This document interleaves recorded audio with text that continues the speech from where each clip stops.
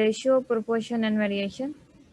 सबसे पहले हमने रेशियो डिस्कस करना है। रेशियो क्या होता है? Ratio of two number A and B return as ratio two numbers के दरमियान फाइंड आउट की जाती है। जैसे कि अगर आपने यहाँ पर टू नंबर्स की रेशियो फाइंड आउट की है, A ratio B is the fraction, यानी कि ए रेशियो बी को हम फ्रैक्शन की फॉर्म में लिखेंगे ए डिवाइड बाय बी। और हमें पता है कि मैथमेटिक टर्म में जो आपके पास डिनोमिनेटर में टर्म होती है वो नेवर ज़ीरो होती है। तो यहाँ पर वही है, provided B equal to zero. तो रेशियो हमेशा टू नंबर्स के बिटवीन फाइंड आउट की जाती है। अगर आपने रेशियो बतानी हो तो कैसे, हम यहाँ पर जनरल फार्मूला है, इसकी जो डेफिनेशन है वो इस तरह से है कि ए रेशियो, ये जो टू डॉट है रेशियो के सिंबल फॉर्म में से हम रेशियो बोलते हैं, जिसे आप सेमी कॉलन भी कहते हैं। ये ए टू डॉट बी, मीन्स ये रेशियो की बात हो रही है, ये किसके इक्वल होता है? ये इक्वल होता है, हम इसे फ्रैक्शन की फॉर्म में लिखते हैं। इसका मतलब होता है ए डिवाइड बाई बी, और जो बी होता है वो आपके पास क्या होता है? Never equal to zero. B zero नहीं होना चाहिए। अगर बी ज़ीरो हो जाएगा तो वो फिर अनडिफाइंड फॉर्म बन जाएगी। जैसे इसकी एग्जांपल देखते हैं। 1 हो सकता है लेकिन 0 नहीं हो सकता। 0 नहीं होना चाहिए, ए और बी 0 नहीं होना चाहिए, ठीक है ना। यहाँ पर है कि बी तो मस्ट 0 नहीं होना चाहिए। अगर बी 0 हो जाएगा तो वो आपका क्या हो जाएगा? अनडिफाइंड फॉर्म बन जाएगी। इसकी एग्जांपल का ए पार्ट है।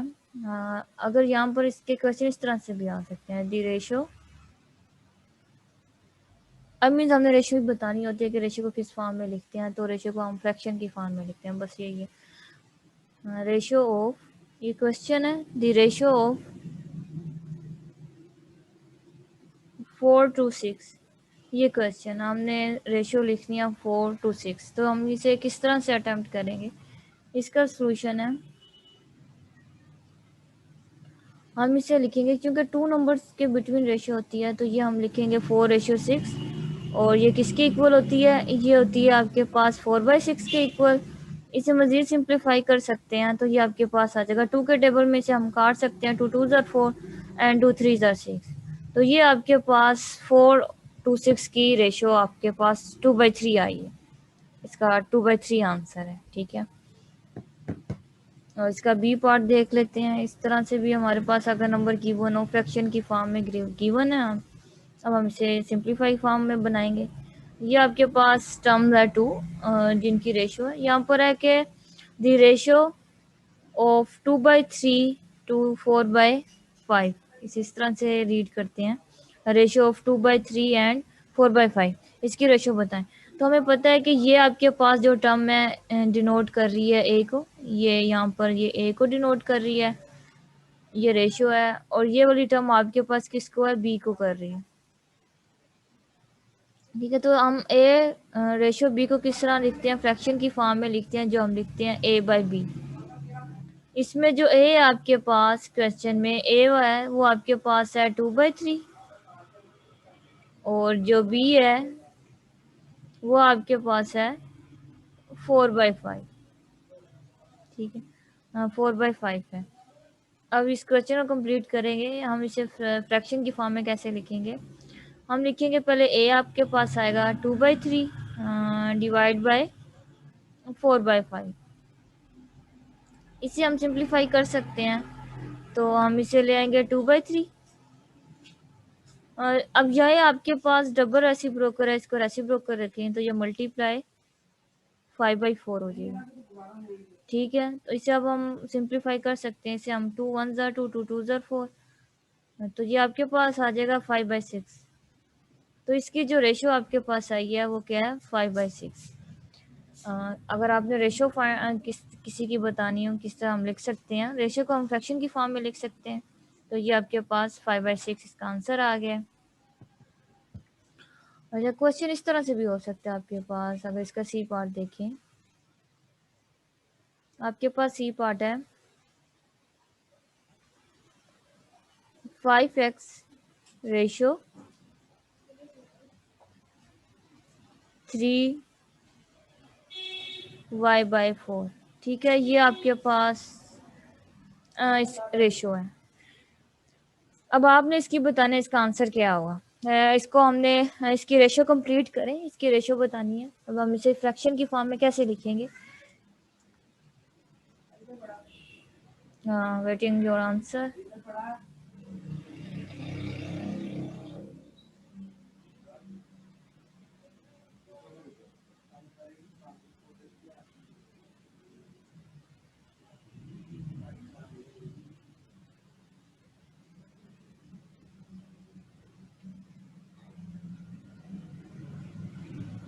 आपका ग्रुप अवेलेबल है, उस पर व्हाट्सएप ग्रुप में आप सेंड कर सकते हैं, कोई इशू नहीं है।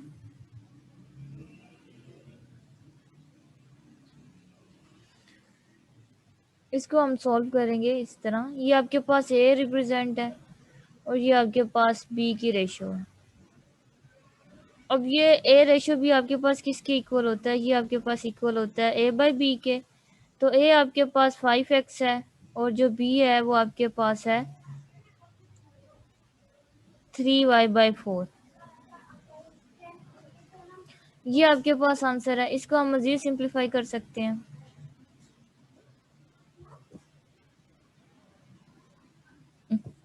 ऑलमोस्ट आप सबका करेक्ट है।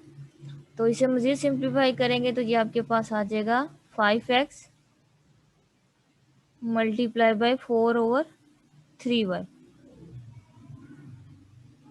ये आपके पास डबल फ्रैक्शन में थी, डबल फ्रैक्शन को हम इस तरह से लिख सकते हैं।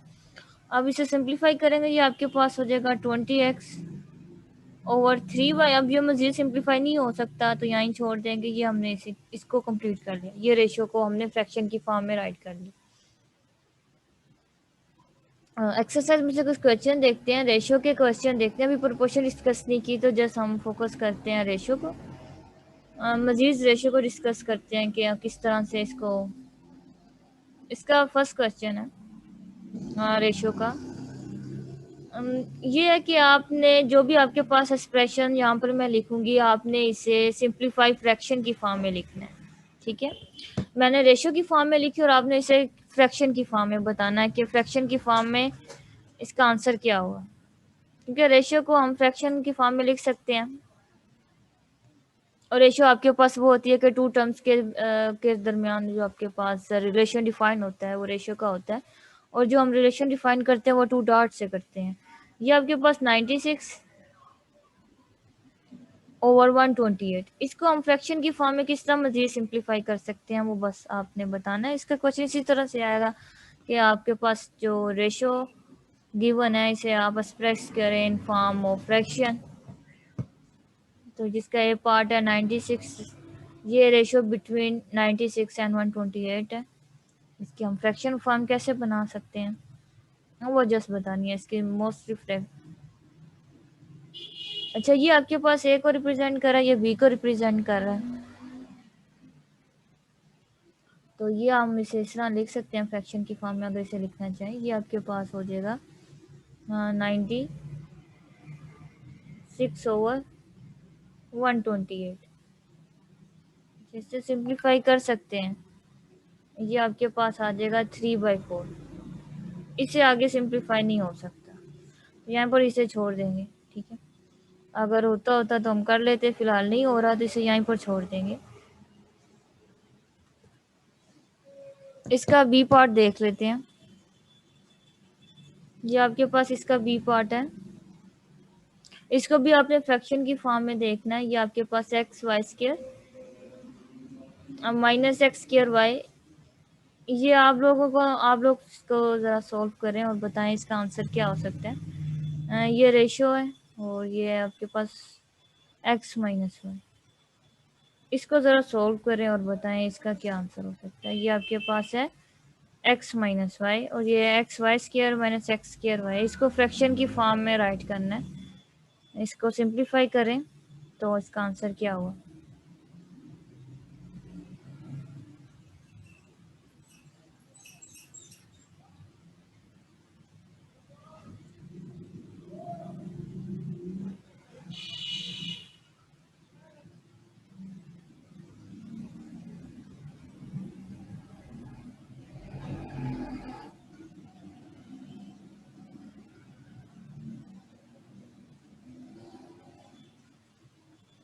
Y minus X. अच्छा, एक आंसर है Y minus X, I think so, Y minus x.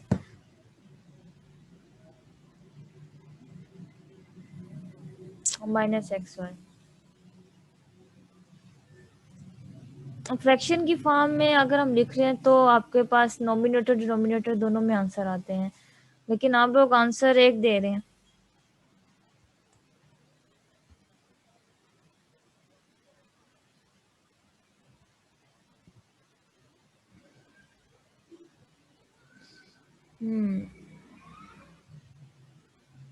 एमन फातिमा, आपने किया ठीक है, बस थोड़ी सी ना मिस्टेक कर गए लॉजिकली। वो ज़रा देखिए आपने क्या मिस्टेक की है। ये देखिए, ये आपके पास इन फॉर्म ऑफ हमने इसे फ्रैक्शन में लिखना है, ये आपके पास रेशियो में है, हमने इसे फ्रैक्शन में कन्वर्ट करना है। ये रिप्रेजेंट कर रही है वैल्यू ए को और ये बी को लिख रही है। तो ए रेशियो बी किसके इक्वल होता है, ए बाई बी लिखते हैं तो ये आपके पास आ जाएगा x y square minus x square y divide by x minus y. ये आपके पास टर्म आ जाएगी। अब इसे सिंप्लीफाई करेंगे। सिंप्लीफाई में आपके पास ये इक्वेशन क्या बन जाएगा। अब यहाँ से हम देखना कि कौन से हम टर्म्स या कौन से हम फैक्टर बाय निकाल सकते हैं या कॉमन ले सकते हैं। तो आप देखें, इन दोनों होल टर्म में से हम एक्स वाई बाय निकाल सकते हैं। इन दोनों को कॉमन ले लिया आपने, x and y. X y का कॉमन लिया तो इस टर्म में से आपके पास वाई रह जाता है, वाई लिख दें यहाँ पर, माइनस एज इट इज आ जाएगा। इन दोनों टर्म में से वाई तो बाई चला गया, एक एक्स भी वाई चला गया, तो एक्स बचा, तो ये आपके पास एक्स रह गया। ठीक है,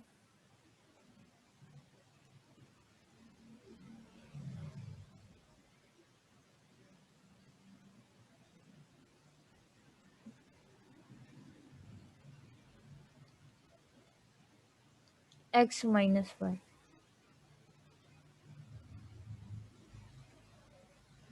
एक मिनट, व्हाट्सएप में। ठीक है, मर्जी है। अगर आपने ऊपर में से, अब यहाँ पर से जब हम तब भी कैंसिल आउट करेंगे जब आपके पास ये टर्म सेम हो। ठीक है ना, इन्हें हम तब भी कैंसिल आउट करेंगे जब ये आपके पास सेम हो, अदरवाइज हम नहीं कर सकते इस तरह से। या तो ऊपर वाले को आप एक्स माइनस वाई बना ले या नीचे वाले को वाई माइनस एक्स बना ले। अगर हम इनको सेम बनाएं तो ये देखें, x y, y minus x. अब नीचे वाले को हम y माइनस एक्स बनाए तो -1 से मल्टीप्लाई कर दें तो ये आपके पास आ जाएगा, या -1 को कॉमन ले लें, दोनों सेम सेम। तो ये आपके पास अब कॉमन हो गया। अब ये आपके पास क्या होगा, कैंसिल आउट हो सकता है, जिसे हम लिख सकते हैं माइनस एक्स वाई। ठीक है, ये इस तरह से इसका आंसर होगा। दूसरा आपके पास है कि अगर इसकी पावर 2 हो। ठीक है, इसकी पावर 2 हो गई तो यहाँ पर भी आपके पास पावर क्या आ जाएगी, 2 आ जाएगी। ठीक है, जब यहाँ पर पावर 2 आ जाएगी आपके पास तो यहाँ पर भी आपके पास क्या आ जाएगी, पावर 2 आ जाएगी। एक पावर आपके पास कैंसिल आउट हो गया। अब यहाँ पर -1 आपने क्या किया है, जस्ट कॉमन लेंगे जब -1 तो 2 भी साथ में आएगा। ठीक है ना, अगर यहाँ से आप -1 कॉमन ले रहे हैं तो आपके पास क्या आएगा, 2 भी कॉमन आएगा। ठीक है, और आपको पता है कि -1 की पावर 2 है, तो अगर -1 की पावर इवन हो तो उसे हम क्या लिखते हैं, वो पॉजिटिव ही रहता है। और जब हम -1 की पावर ओड करते हैं तब वो आपके पास नेगेटिव आता है।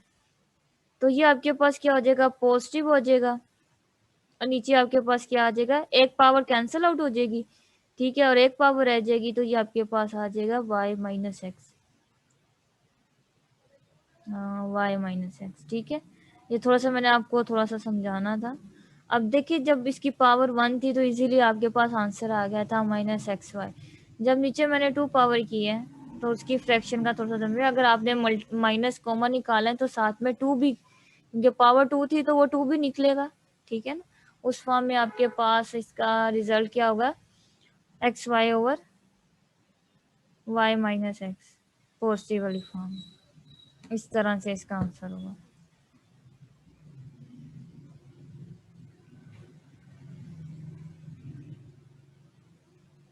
अच्छा, अब देखें सी, काफियों ने जब हमने सिंगल वाला किया था तो उसका आंसर आप लोगों ने एक्स वाई दिया है।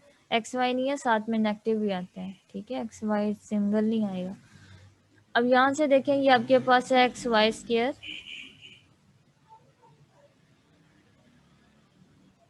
ये आपके पास रेशियो गिवन है, आपने इसे फ्रैक्शन की फॉर्म में बताना है। इसकी फ्रैक्शन फॉर्म क्या होगी, एक्स स्क्वायर वाई, इसकी फ्रैक्शन फॉर्म क्या होगी। ये स्क्वायर वाला देखें, यहाँ पर था कि आपके पास ये वाली टर्म थी, ठीक है, नीचे आपके पास स्क्वायर था। अब आपके पास क्वेश्चन में नीचे स्क्वायर था, एक्स माइनस वाई की पावर स्क्वायर था। आपने यहाँ पर क्या बनानी थी ना, ऊपर वाली टर्म को नीचे वाली टर्म से आप तब भी काम कैंसिल आउट करेंगे। चलो यहाँ पर मैं सेपरेट लिख दूँ। ये आपके पास था, ये स्टेटमेंट थी x y, y minus x, और नीचे आपके पास था एक्स माइनस वाई स्क्वायर। अब देखिए ना, अब अगर इसे सिंप्लीफाई फॉर्म में आपने लाना है, अगर आपने ऊपर वाले को नीचे वाली टर्म से कैंसिल आउट करना है तो उसके लिए आपको क्या करना चाहिए, सेम होनी चाहिए।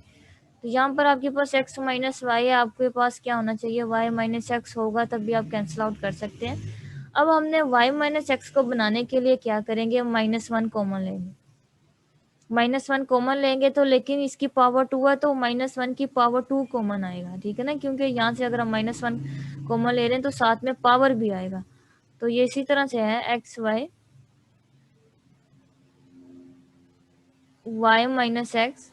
हमने y माइनस एक्स को कैंसिल आउट करने के लिए क्या किया, इस इक्वेशन से -1 की पावर 2 कॉमन ले लिया, जिसकी वजह से वो किस में कन्वर्ट हो गया, x माइनस वाई आपके पास आ गया y माइनस एक्स में कन्वर्ट हो गया, इसकी पावर 2, ठीक है। अब हम इसे कैंसिल आउट कर सकते हैं, ये वाली एक टर्म इस एक टर्म से कैंसिल आउट होगी, तो आपके पास आंसर क्या आएगा, आपके पास आंसर आ जाएगा x y over y minus x, ठीक है। ये किया इस स्टेप में, ये स्टेप में ये किया प्रोसीजर। ये आपको पता है कि इसकी पावर 2 हो तो वो हम उसे पॉजिटिव लिखते हैं, अगर इवन हो तो उसे हम नेगेटिव के साथ लिखते हैं। अब ये आपके पास था, इसको हम a बाई पी की फॉर्म में अगर हम सॉल्व करें तो ये आपके पास होता है एक्स वाई स्क्वायर, और ये आपके पास होता है एक्स स्क्वायर ओवर, इसमें से हम एक वाला एक्स की पावर इससे कैंसिल आउट हो सकती हैं, तो ये आपके पास आ जाएगा वाई ओवर एक्स, ठीक है। प्रोपोर्शन देख लें, प्रोपोर्शन क्या होते हैं। एक्चुअली हम प्रोपोर्शन को थोड़ा सा डिस्कस करते हैं। प्रोपोर्शन आपके पास क्या होगा, proportion is an inequality of two ratio. अच्छा, अगर आपके पास टू रेशियो गिवन हो और उनके दरमियान इनक्वालिटी आ जाए तो वो किसको रिप्रेजेंट करेंगे, वो आपके पास प्रोपोर्शन को रिप्रेजेंट करेंगे। मेरे कहने का मतलब ये है कि आपके पास ये फॉर्म हो गई ए, एक ये रेशियो है, ठीक है, और एक ये रेशियो है, डिफरेंट होंगे, ठीक है। टू रेशियो आ गई आपके पास, इन दोनों के दरमियान अगर आपके पास इनक्वालिटी आ जाए तो ये आपके पास किस में कन्वर्ट हो जाएंगे, ये आपके पास प्रोपोर्शन में कन्वर्ट हो जाएंगे। ये आपके पास प्रोपोर्शन कहते हैं, इसमें ए बी सी डी सारे आपके पास कांस्टेंट हैं। अच्छा, जो ए एंड डी है इसका नेम होगा जो आपके पास लास्ट वाली टर्म्स है, जिसे आप आउटर कह लें, ये आउटर वाली जो वैल्यूज हैं, ये वाली लास्ट इस रेशियो की लास्ट टर्म और इस रेशियो की फर्स्ट टर्म, इसे आप आउटर कह लें, इसे आप इनर कह लें, ठीक है। ये जो आपके पास आउटर है इसे हम लोग कहते हैं, इसका नेम है, यानी कि ए एंड डी को हम स्ट्रीम्स बोलेंगे,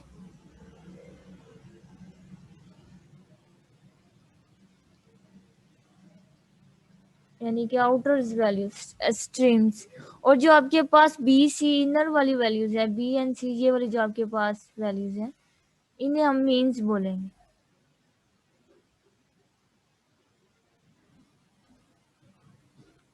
ठीक है। प्रोपोर्शन का हमें पता है, दो रेशियो के बिटवीन आपके पास इनक्वालिटी आ जाए वो प्रोपोर्शन को रिप्रेजेंट करते हैं। जो ए एंड डी है वो रिप्रेजेंट कर रहे हैं स्ट्रीम वैल्यूज को, और जो बी एंड सी है वो रिप्रेजेंट कर रहे हैं आपके पास कौन सी वैल्यूज को रिप्रेजेंट कर रहे हैं, मीन्स वैल्यूज को रिप्रेजेंट कर रहे हैं। अच्छा, इसमें जो आपके पास सी है, सी का एक नोड नेम भी है, इसे हम थर्ड प्रोपोर्शनल कहते हैं। ये आपके पास थर्ड प्रोपोर्शनल वैल्यू होती है।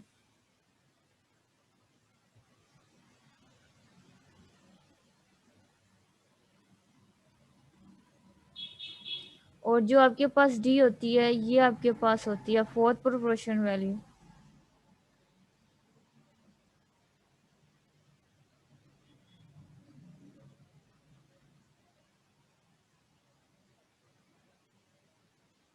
और ऑफ कोर्स जो ए बी लिखे, ए आपके पास फर्स्ट होगी और बी आपके पास सेकेंड होगी। ठीक है, इसकी एग्जांपल देखते हैं, प्रोपोर्शन की एग्जांपल किस तरह से होगी। अच्छा, ये आपके पास, इसे हम सिंप्लीफाई फॉर्म में लगाना हो, ये आपके पास टू रेशियो भी हो सकती हैं और ये आपके पास फ्रैक्शन की फॉर्म में भी हो सकती हैं। इसे मज़ीद हम सिंप्लीफाई भी कर सकते हैं।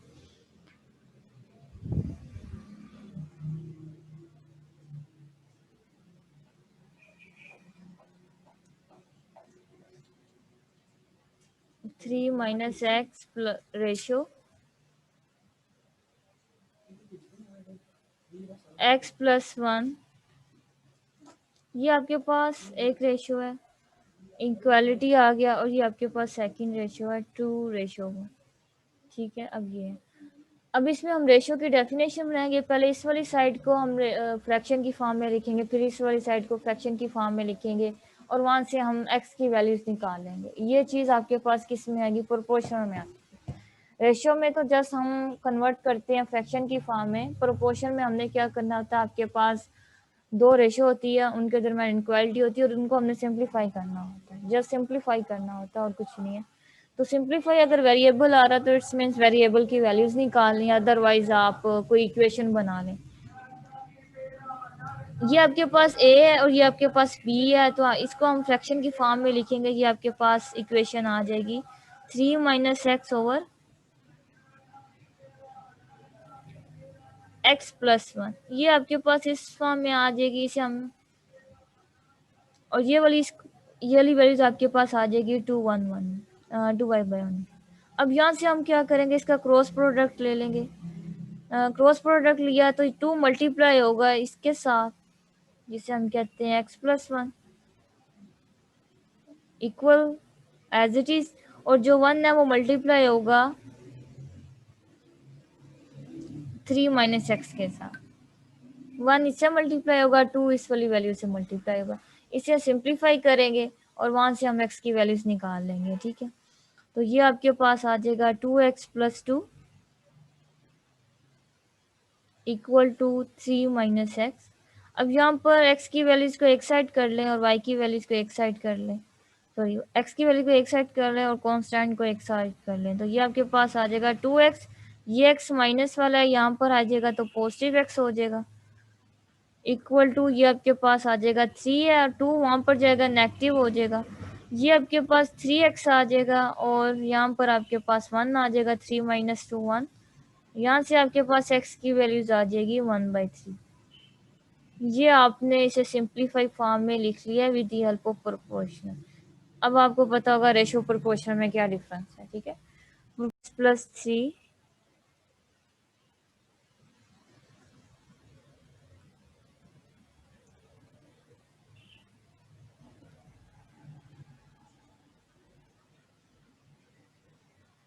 Ten equal to three x minus two ratio eight. अब हमने इसको भी सिंप्लीफाई फॉर्म में लिखना है। ठीक है, इसकी सिंप्लीफाई फॉर्म हमारे पास क्या होगी, हमने यानी कि इसकी कोई ना कोई वैल्यूज निकाल लेंगे। हमने ये इस तरह की कोई इक्वेशन बना ली, यहाँ पर हमारे पास इक्वेशन आई थी x is equal to one by three, यानी कि एक्स की वैल्यूज आ गई थी वन बाई थ्री। इसको भी हम इसी तरह ही लोकेशन कर लेंगे, इसी तरह से सॉल्व आउट कर लेंगे। ये आपके पास क्या, रेशो की फॉर्म है, रेशो को हम कन्वर्ट कर सकते हैं फ्रैक्शन की फॉर्म में, तो हम इसको फ्रैक्शन की फॉर्म में बनाएंगे। ये आपके पास three plus X plus three ratio ten किसके इक्वल होता है, X plus three divide by 10 equal आ जाएगा। इसी तरह हम इन दोनों टर्म्स को फ्रैक्शन की फॉर्म में लिख लेंगे, तो ये आपके पास आ जाएगा 3x - 2 ओवर 8। अब यहाँ से आपने क्या करना है, यहाँ से क्रॉस प्रोडक्ट करेंगे। क्रॉस प्रोडक्ट किया तो आपके पास क्या होगा, जो 8 होगा वो मल्टीप्लाई होगा आपके पास x + 3 के साथ, और जो 10 होगा वो किसके साथ मल्टीप्लाई होगा, वो मल्टीप्लाई होगा आपका 3x - 2 के साथ। ठीक है, तो ये आपके पास आ जाएगा 8x + 24, 3 8 24 होता है, तो ये आपके पास आ जाएगा। और यहाँ से आपके पास वैल्यूज आ जाएगी, 3 10 13 होता है, तो ये आपके पास आ जाएगा 13x - 20। अब इसे मज़ीद सिंप्लीफाई करेंगे, यानी कि x वाले को एक साइड ले जाएंगे, कांस्टेंट वाले को एक साइड कर देंगे, तो यहाँ पर आपके पास आ जाएगा 13x। 8 जब यहाँ पर जाएगा तो -8 हो जाएगा, 24 है, और 20 जब यहाँ पर जाएगा तो +20 हो जाएगा।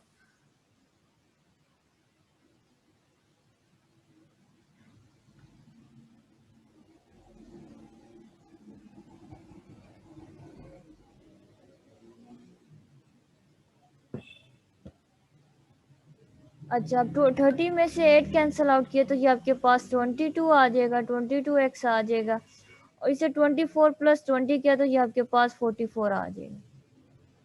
यहाँ से हम x की वैल्यूज निकालेंगे तो ये आपके पास 2 आ जाएगा, क्योंकि 22 आपके पास 22 को जब 2 से मल्टीप्लाई करते हैं तो उसका आंसर 2 आता है। तो यहाँ पर आपके पास जो इक्वेशन है ये x की वैल्यूज = 2 आ गई,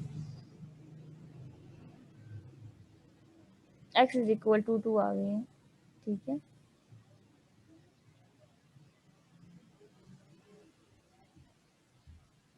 सी पार्ट आपने अब खुद ट्राई करना है, सी पार्ट को हम किस तरह से सॉल्व आउट कर सकते हैं। ये आपके पास इक्वेशन आ रही है,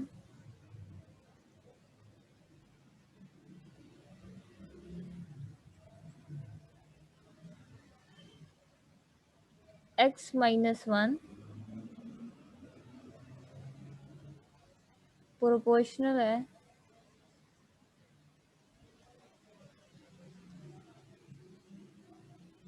x + 1 इक्वल टू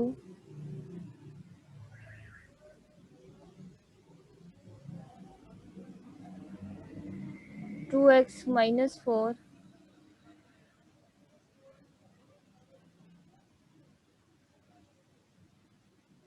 ये आपके पास रेशियो x + 4।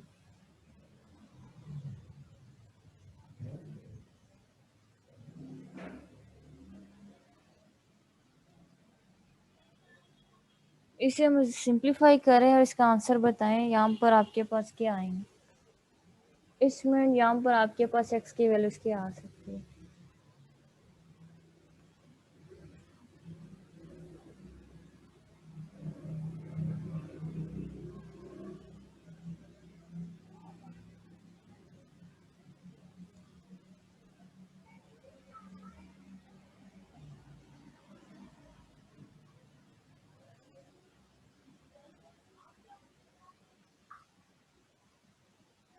ये आपके पास x - 1 रेशियो है, x + 1 = 2x - 4 रेशियो x + 4। ये आपके पास स्टेटमेंट है।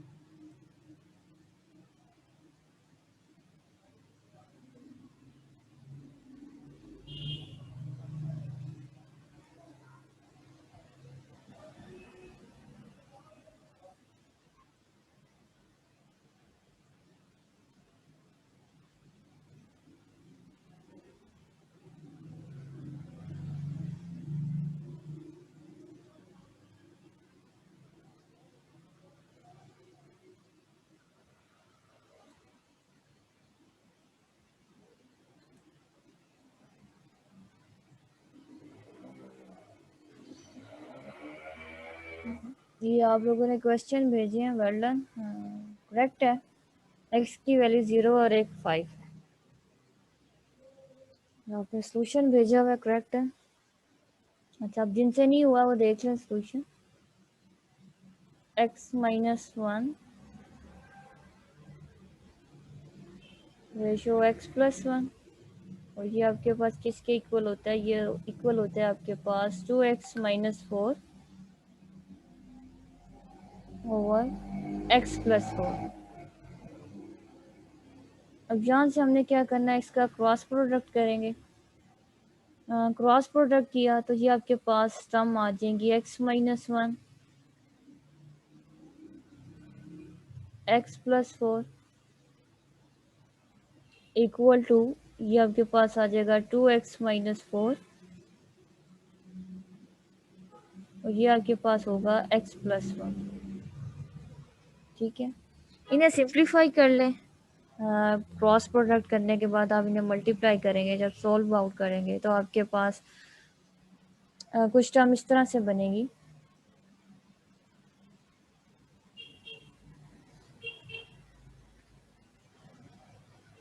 अच्छा, इन दोनों को जब आप सॉल्व आउट करेंगे तो आपके पास आंसर आ जाएगा 5x, और राइट साइड पर आपके पास आंसर होगा एक्स स्क्वायर। ठीक है, तो यहाँ से आप इसे सॉल्व आउट कर सकते हैं इजीली। मल्टीप्लाई करेंगे, ठीक है, इन दोनों टर्म्स को मल्टीप्लाई करेंगे, इन दोनों टर्म्स को, तो कुछ टर्म्स ऐसी होंगी जो आपस में कैंसिल आउट हो जाएंगे। कैंसिल आउट करने के बाद आपके पास ये टर्म्स बचेंगे। फिर इन टर्म को सिंप्लीफाई कर सकते हैं आप एक्स स्क्वायर, और वहाँ पर 5x को ले जाएं तो आपके पास माइनस 5x आ जाएगा इज इक्वल टू 0। अब यहाँ से हम इसके फैक्टर इजीली बना सकते हैं क्योंकि कॉमन आ सकता है। यहाँ से x कॉमन किया तो ये आपके पास टर्म आ जाएगी x माइनस 5 की इज इक्वल टू 0। अब इसे हम फैक्टर वाला थ्योरम अप्लाई कर सकते हैं, तो यहाँ से हम इसे लिखेंगे x इज इक्वल टू 0, और ये आपके पास हो जाएगा x minus 5 is equal to 0।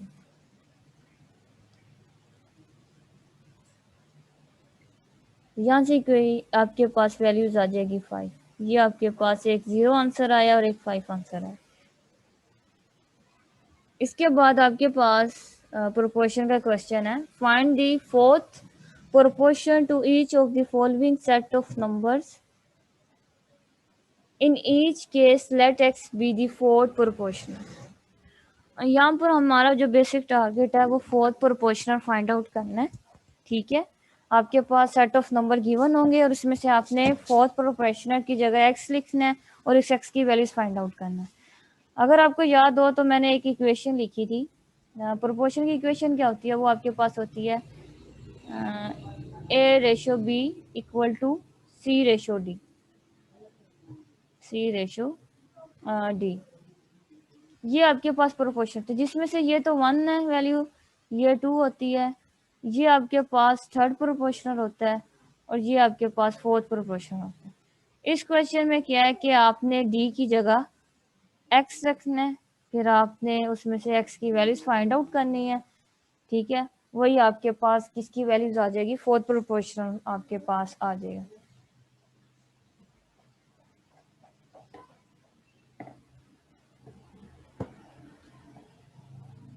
इसमें एक क्वेश्चन है, ए पार्ट है, आपके पास सेट ऑफ नंबर गिवन है, यानी कि ये आपके पास है 2 3, ये सेट ऑफ नंबर्स गिवन है और हमने फाइंड आउट क्या करना है? हमने फाइंड आउट करना है फोर्थ प्रोपोर्शनल। तो इसे हम लिखेंगे कैसे? सबसे पहले तो हम ये इक्वेशन लिख लेते हैं जो प्रोपोर्शनल की एक्चुअल रिलेशन होते हैं। हम लिखेंगे a ratio b equal to c ratio d। ठीक है, अब यहाँ से हम देख लेते हैं आपके पास इस a में आपके पास वैल्यू 2 है, और जो b है वो आपके पास 3 है। सीक्वेंस के साथ चलते हैं, जो c है वो आपके पास 6 है, और क्वेश्चन के अकॉर्डिंग हमने d क्या करना है? सपोज एक्सपोज करना है। ठीक है, फिर इस x की वैल्यूज निकालते हुए हम फोर्थ प्रोपोर्शन फाइंड आउट कर लेंगे। ये हमारे पास गिवन है। जो आपके पास फोर्थ प्रोपोर्शन है उसकी वैल्यूज आपने क्या लेट करनी है? x लेट करनी है। ये क्वेश्चन में गिवन है। अब हम इनकी जगह वैल्यूज लिखेंगे, ए की जगह 2 लिख देंगे, बी की जगह 3 लिखेंगे, सी की जगह हम 6 लिखेंगे और डी की जगह हमने क्या लिखना है, एक्स लिखना है। अब इसे हम सिंप्लीफाई करेंगे। 2:3 को हम लिख सकते हैं 2/3, ठीक है, और ये इक्वल टू होता है 6:x को हम लिख सकते हैं 6/x। क्रॉस प्रोडक्ट करेंगे, ठीक है, ये क्रॉस प्रोडक्ट किया, 2 को x से मल्टीप्लाई किया तो 2x आ जाएगा और 6 को 3 से मल्टीप्लाई करेंगे तो 18 आ जाएगा। यहाँ से आपके पास जो x की वैल्यूज आएगी वो आ जाएगी 18/2। अब 18/2 को मज़ीद सिंप्लीफाई कर सकते हैं, 2 के टेबल में काट सकते हैं, 2 9 18 होता है, तो यहाँ पर आपके पास x की वैल्यूज आपके पास 9 आई है। तो आप कह सकते हैं इसमें जो आपके पास फोर्थ प्रोपोर्शन है d, उसकी वैल्यूज आपके पास क्या आई है, 9 आई है, और d ही हमने फाइंड आउट करना था। तो हेंस आप लिख सकते हैं 2:9 इक्वल टू 6 रेशियो, सॉरी यहाँ पर 3 है, 2:3 इक्वल टू 6:9। ये आपने प्रोपोर्शन फाइंड आउट कर लिया 4। अब आपके पास फाइनल रिजल्ट ये आ गया।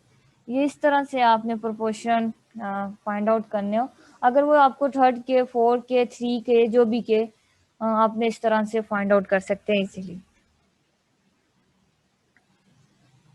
अब आपके पास बी पार्ट है इसका, इसी तरह आपके पास सेट ऑफ नंबर गिवन है, सेट ऑफ नंबर गिवन है जिसके है आपके पास है 4 -5 एंड 10।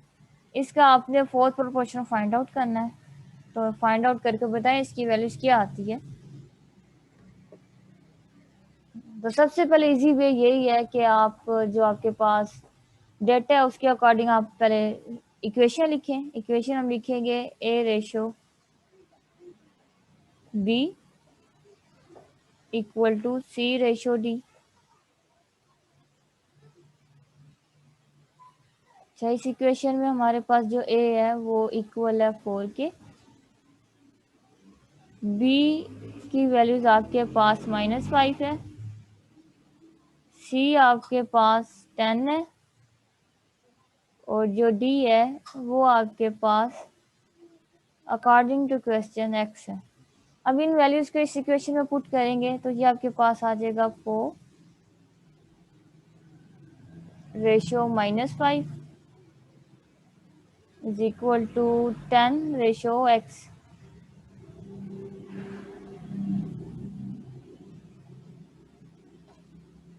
इसे हम फ्रैक्शन की फॉर्म में लिखेंगे तो ये आपके पास हो जाएगा 4/5 इक्वल टू, ये आपके पास हो जाएगा 10/x। इसका आप क्या करेंगे, क्रॉस प्रोडक्ट करेंगे, तो ये आपके पास हो जाएगा 10 × 5 और वो आपके पास हो जाएगा 4x, तो ये आपके पास आ जाएगा 50/4 ओवर x, ठीक है। ये यहाँ से आपके पास x की वैल्यूज आ गई हैं। अब आप इसे मज़ीद सिंप्लीफाई कर सकते हैं, 2 के टेबल में कैंसिल आउट कर सकते हैं। अच्छा, ये यहाँ पर आपके पास माइनस था तो ये यहाँ पर माइनस आएगा, ठीक है ना, -5 था ना तो ये आपके साथ माइनस चलता रहेगा, तो इसे हम कैंसिल आउट कर सकते हैं 2 के टेबल में, तो ये आपके पास आ जाएगा -25/2। फाइनल आंसर ये है आपके पास। अब वो कह रहे हैं find the mean proportion between 2 and 8। 2 and 8 के बिटवीन आप मीन फाइंड आउट कर सकते हैं। तो इसी तरह आप थर्ड प्रोपोर्शन के क्वेश्चन भी निकाल सकते हैं। थर्ड प्रोपोर्शन निकालने हो तो हम किस तरह से निकालेंगे, आपके पास सेट ऑफ गिवन नंबर होगा। थर्ड प्रोपोर्शन का थोड़ा सा आपने मेथड देखना, वो हम किस तरह निकालेंगे। वो मैं आपको बाद में बताती हूँ, पहले ये क्वेश्चन कर लेते हैं। Find the mean proportion between 2 and 8। Mean proportion find out करना है। मीन वाली वैल्यूज क्या होती हैं आपके पास? यहाँ पर इक्वेशन लिखते हैं। इक्वेशन में आपके पास क्या होता है?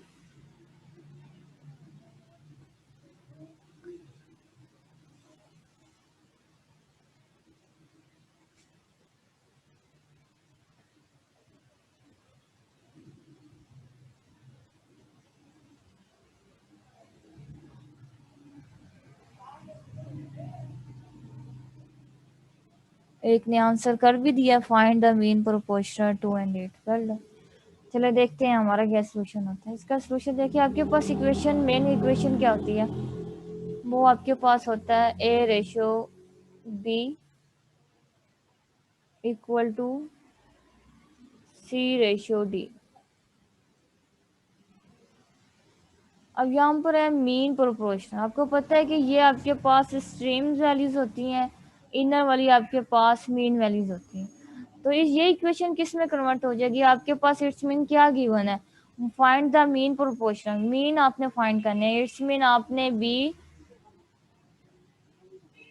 और सी फाइंड आउट करने हैं, ठीक है ना। मीन्स आपके पास कौन कौन से है? बी एंड सी। और ए और डी आपके पास स्ट्रीम्स वैल्यूज होती हैं।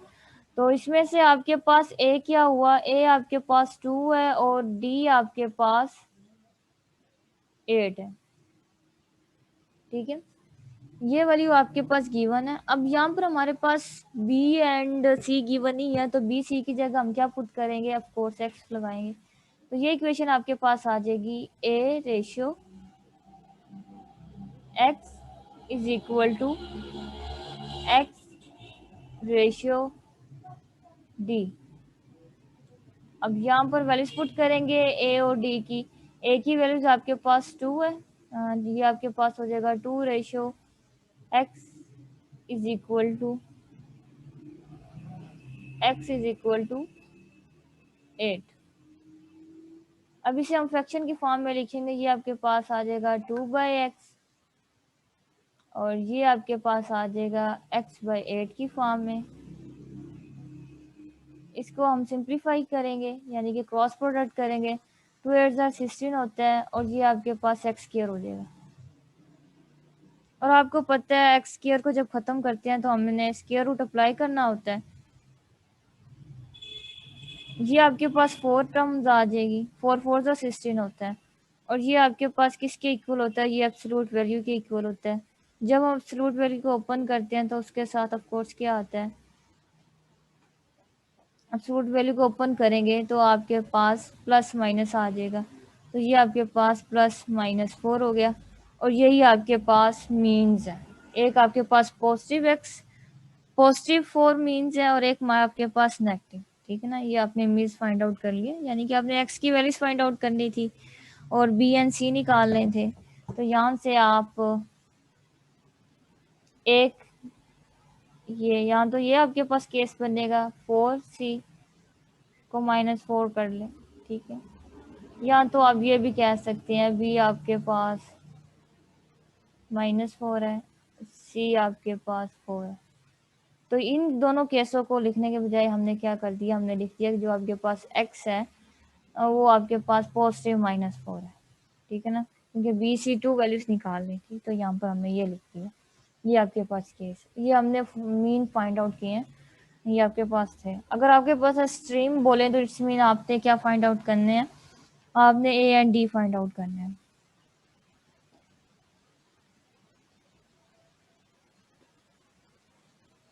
अच्छा, यहाँ पर मैंने आपको थोड़ा सा बताना था कि थर्ड प्रोपोर्शन किस तरह निकालेंगे,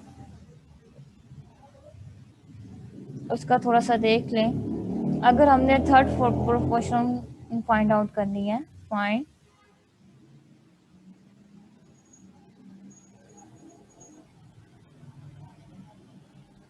थर्ड प्रोपोर्शनल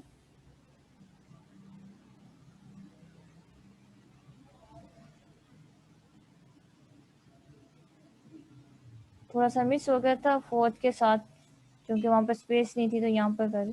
अगर हमने थर्ड प्रोपोर्शनल निकाली, फोर्थ प्रोपोर्शनल का तो हमने मेथड देखा है कि डी की जगह हमने एक्स कर दिया है, ठीक है।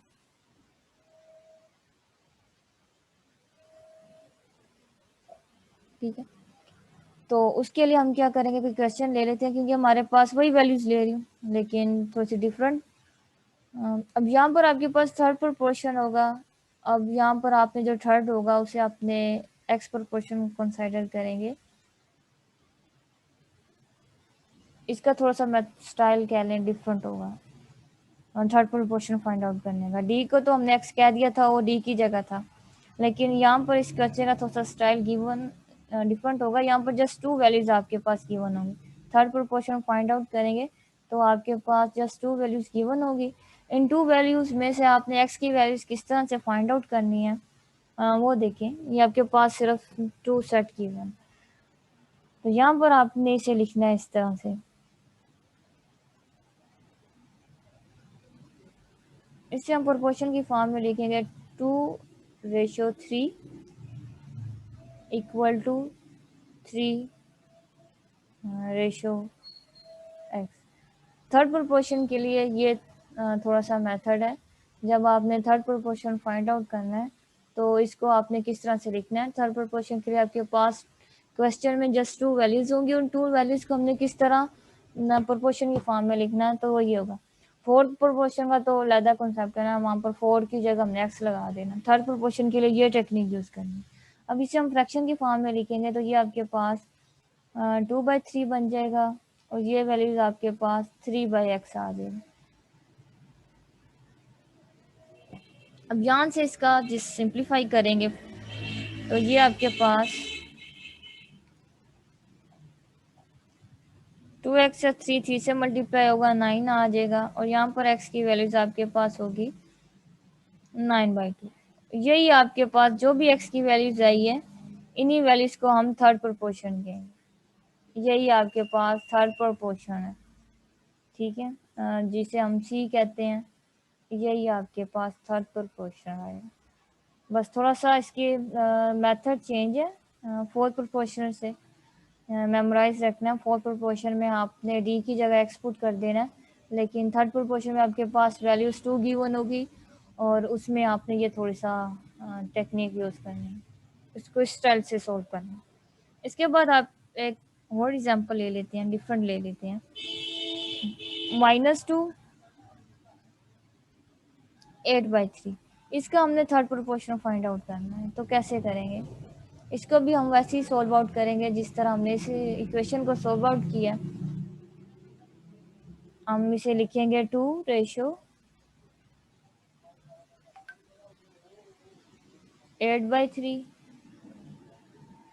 Equal to 8/3। जो आपके पास सेकेंड टर्म है उसको 2 टाइम्स लिख दें, ये आपके पास। अब इसे हम फ्रैक्शन की फॉर्म में लिखेंगे, ये आपके पास हो जाएगा 3/8। मैं इसे डायरेक्ट लिख रही हूँ, ठीक है, इसे मैंने डायरेक्ट सोल्व किया, ठीक है। और ये आपके पास हो जाएगा 8/,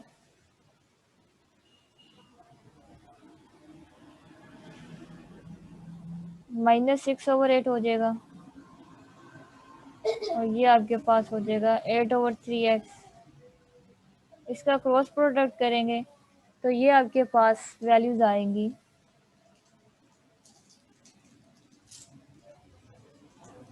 ये आपके पास 8 है और ये वो आपके पास वैल्यूज 8 है, ठीक है। इसे सिंप्लीफाई करें और इसकी वैल्यूज बताएं क्या आ रही है।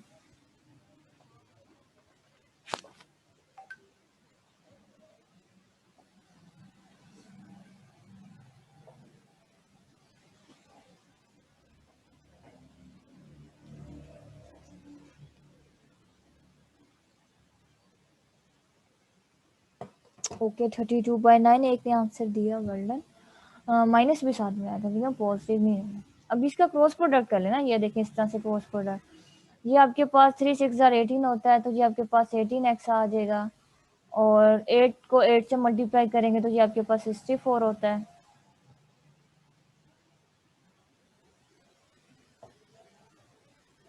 अब x की वैल्यूज फाइंड आउट करनी है तो -18 को डिवाइड करते हैं तो ये आपके पास 64/18 है, ठीक है। अब जब आप इसे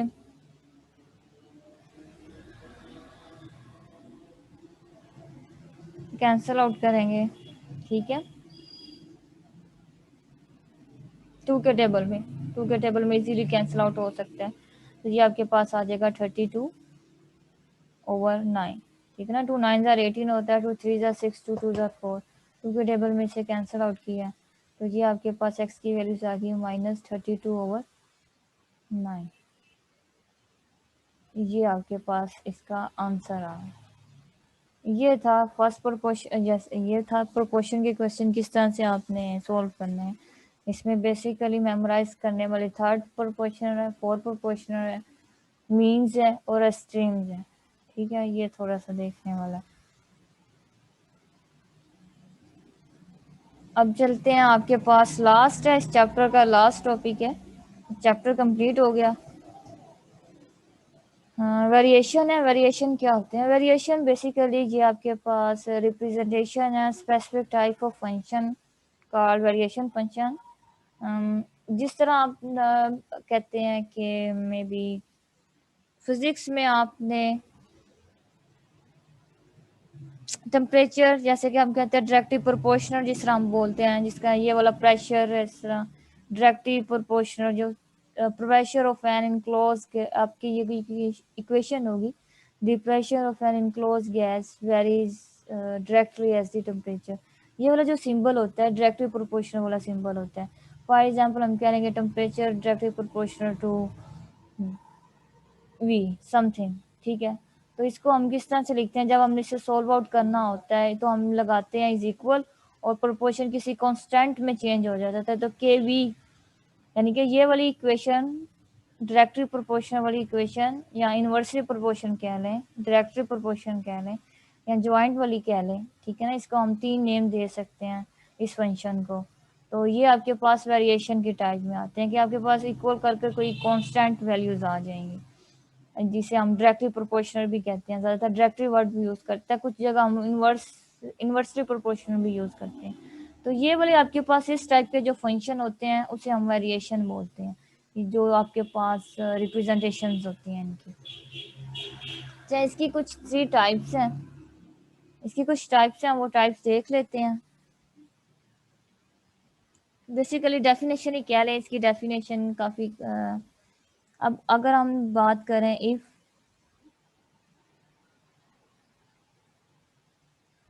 x वेरीज, अगर x वेरी करे डायरेक्टली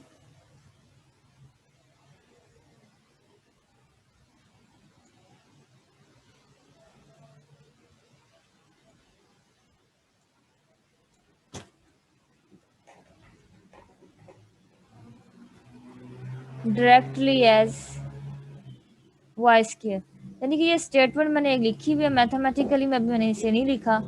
अब ये है कि अगर x वेरीज करे डायरेक्टली एज वाई स्क्वायर, तो मैथमेटिकली इसकी नोटेशन कैसे होगी? मैथमेटिकली हम इसे इस तरह से लिखेंगे, x डायरेक्टली वाई स्क्वायर, और ये किसके इक्वल होगा? ये आपके पास आ जाएगा x। अब यहाँ से ताकि हमने डायरेक्टली के सिंबल को जब हम सोल्व करेंगे तो क्या आएगा? इक्वल आएगा, साथ में कोई कांस्टेंट वैल्यूज आ जाए, तो इसे हम लिखेंगे is equal to k y square. Mathematically हम इसे इस तरह से लिखते हैं। थ्योरेटिकली यहाँ पर था कि x varies directly as y square, और मैथमेटिकली हमने क्या किया? X is equal to k y square, इसका मतलब ये, ठीक है। इसी तरह अगर हम कहें इसे, if x very,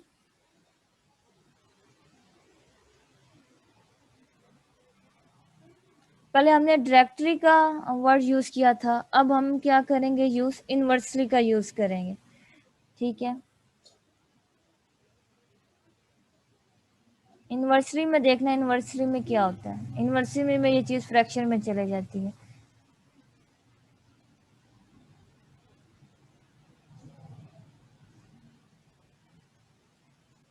inversely x Y square,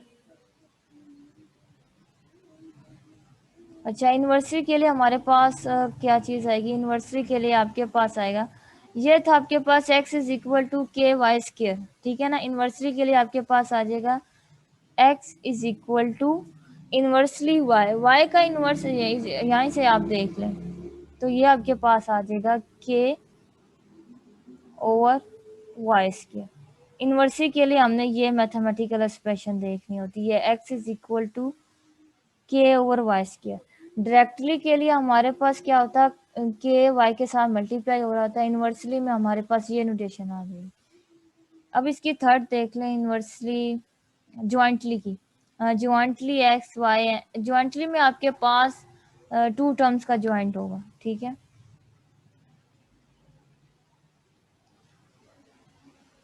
if x very jointly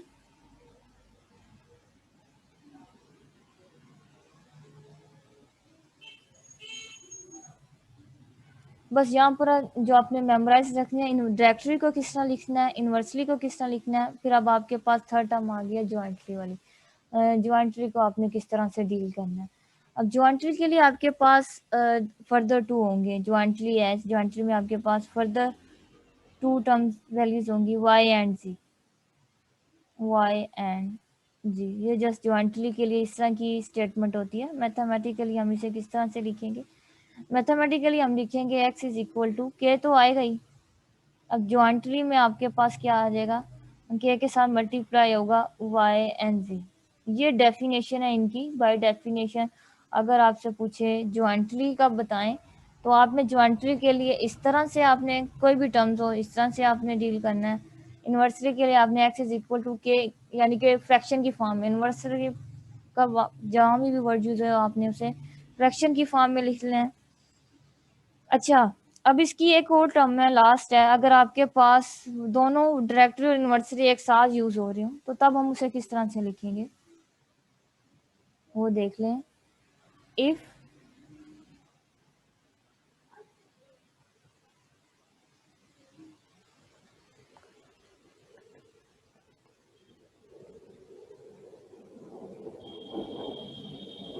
हाँ जी, डायरेक्टली और ज्वाइंटली सेम है, लेकिन डायरेक्टली में आपके पास जैसे एक टर्म्स है, ज्वाइंटली में आपके पास टू टर्म्स है वाई एंड जी है, ठीक है ना। यहाँ पर आपके पास टू वैल्यूज आ रही हैं वाई एंड जी है, और जबकि डायरेक्टली में जस्ट एक है।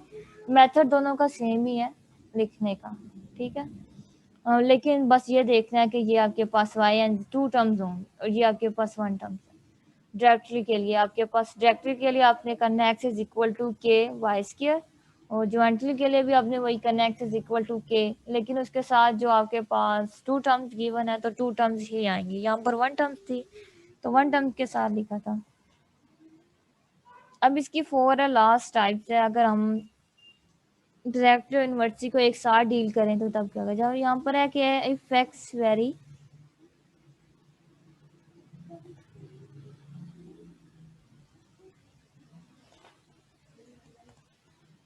ये जस्ट डेफिनेशन है, इसके इतने क्वेश्चंस नहीं है, बस आपने इसकी थोड़े से देखते हैं कि वेरिएशन का क्या मतलब है। वेरिएशन के लिए ये हमारे पास प्रॉपर्टीज हैं फोर जिसे हम याद करते हैं।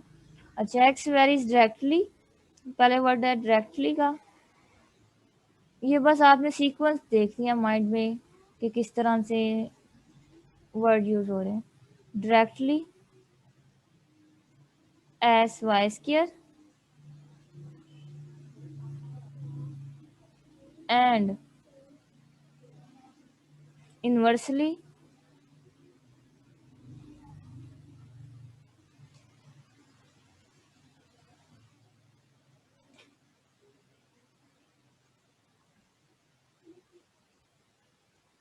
अब यहाँ पर डायरेक्टली या इन्वर्सली का एक साथ यूज़ कर रहे हैं। इन्वर्सली एस, यहाँ पर थोड़े सा वेरिएबल चेंज कर लेते हैं, जी कर लें। इसे मैथमेटिकली किस तरह लिखेंगे हमें पता है। इन्वर्सली के लिए तो हमारे पास फ्रैक्शन में फॉर्म आती है, लेकिन डायरेक्टली के लिए हमारे पास प्रोडक्ट हो रहा होता है। अब यहाँ पर पहले इसको लिख लें, x varies directly as y square. इसकी हम किस तरह से लिखेंगे, ये आपके पास है x is equal to k Y square, ठीक है। ये हमने डायरेक्टली की लिख ली। अब इन्वर्सली एज जी। तो अब हम क्या करेंगे, इन्वर्सली के लिए फ्रैक्शन ओवर जी लिख देंगे, बस इतना सा डिफरेंट है। अगर यहाँ पर आ जाता ज्वाइंटली, तो इसका मतलब क्या था, अगर ज्वाइंटली का वर्ड यूज होता, अगर इसकी जगह अगर हम यूज करते हैं ज्वाइंटली वर्ड यूज,